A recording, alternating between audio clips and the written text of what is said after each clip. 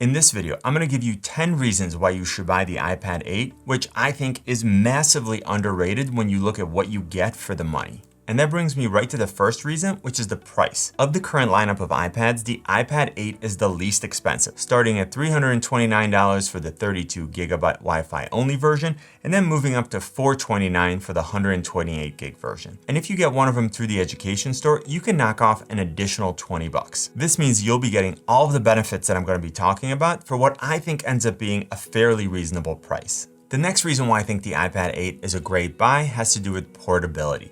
The 10.2-inch display is encased in a similarly sized footprint to that of the iPad Air 4, but of course we're getting larger bezels on the top and the bottom, so the display ends up being smaller. As far as portability, I think this is a great size for a tablet where it's big enough to offer advantages over using a phone, and at the same time, it's small enough to where bringing it doesn't become prohibitive. And don't get me wrong, I love my 12.9-inch iPad Pro, but with the Magic Keyboard, it's quite heavy and pretty big, so bringing it with me requires more of a consideration. At number 3, we have durability. For a tablet, the iPad 8 is actually quite durable, and of course I recommend always keeping it in a case for additional protection.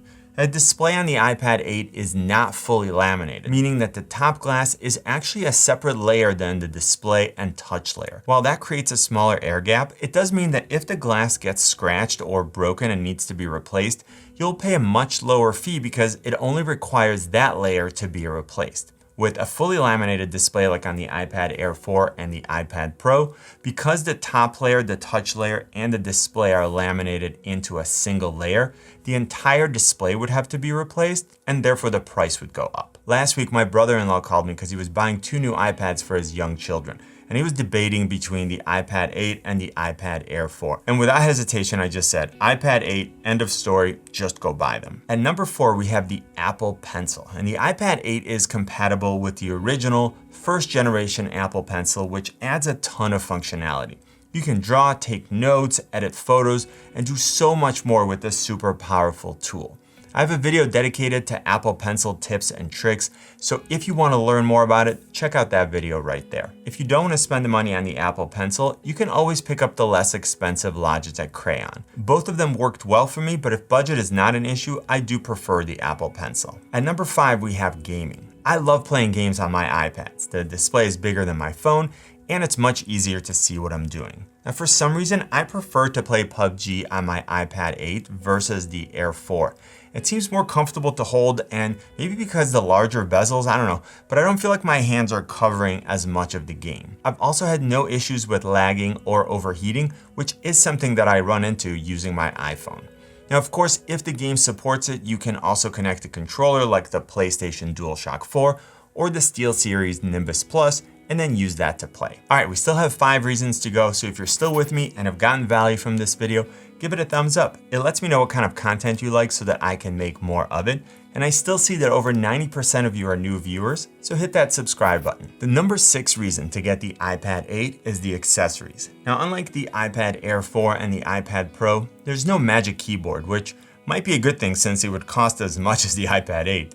Now, instead, I opted for the less expensive Logitech Slim Folio, which actually has a pretty nice keyboard. If you want to add a trackpad, you can grab the Logitech Combo Touch, and if you want a keyboard that's not part of the case, check out the K480. I use this board with different tablets because it can be paired up with up to 3 devices, and it adds a row of function keys which add functionality like volume and multimedia control, as well as other functions that would normally require a keyboard shortcut and using the control center. At number 7, we have the charger. So the iPad 8 comes with a 20-watt adapter, which is the same one that comes with the iPad Air 4 and more powerful than the 18-watt adapter that comes with the iPad Pro. It uses a USB-C to Lightning cable for faster charging, and because the iPad 8 still has the older Lightning cable, you can use the same chargers you currently have for your iPhones or older iPads. I do like USB-C charging on my iPad Air 4 and the iPad Pro, but because I have an iPhone, it does mean that I need to have 2 different types of cables on my desk. At reason number 8, we have iPadOS.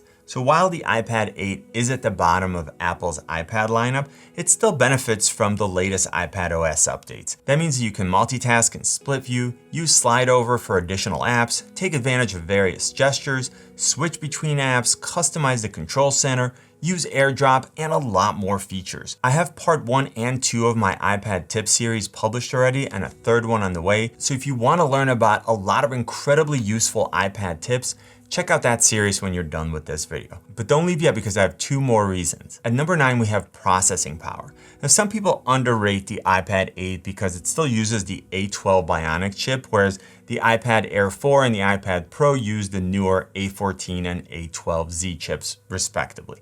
While it's true that these two have more power, the majority of users, and the vast majority at that, don't use the full processing power of their iPads.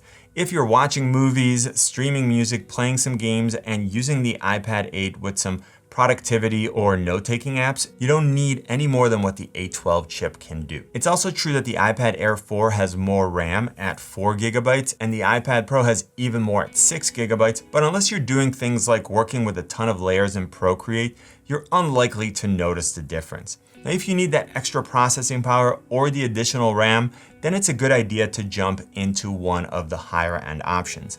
But I use LumaFusion for video editing, Lightroom for photo editing, several different note-taking apps like Notability, GoodNotes, Evernote, Nebo, and Endless Paper, and I haven't experienced any issues. So make sure that if processing power is going to be a deciding factor, that you take into account what you actually plan on doing with your iPad, and that way you don't spend extra money where you don't need to. The next reason to choose the iPad 8 is the headphone jack. So unlike the iPad Air 4 and the iPad Pro, which require you to use a USB-C adapter or a USB-C hub if you want to use wired headphones, the iPad 8 still has a 3.5mm headphone jack. You can of course still use wireless headphones, but it's a great feature for kids because you don't have to worry about another device to charge. When I'm gaming, it's also great that I can plug my headset directly into the iPad without needing a 3.5mm to Lightning adapter, which saves me from having to bring another piece of gear with me. Remember that I have links in the description to all the products I talked about. Hopefully this video was helpful. Click on my face to subscribe and then watch one of these videos. You know what I always say? Buy it nice or buy it twice. Good luck and see you soon.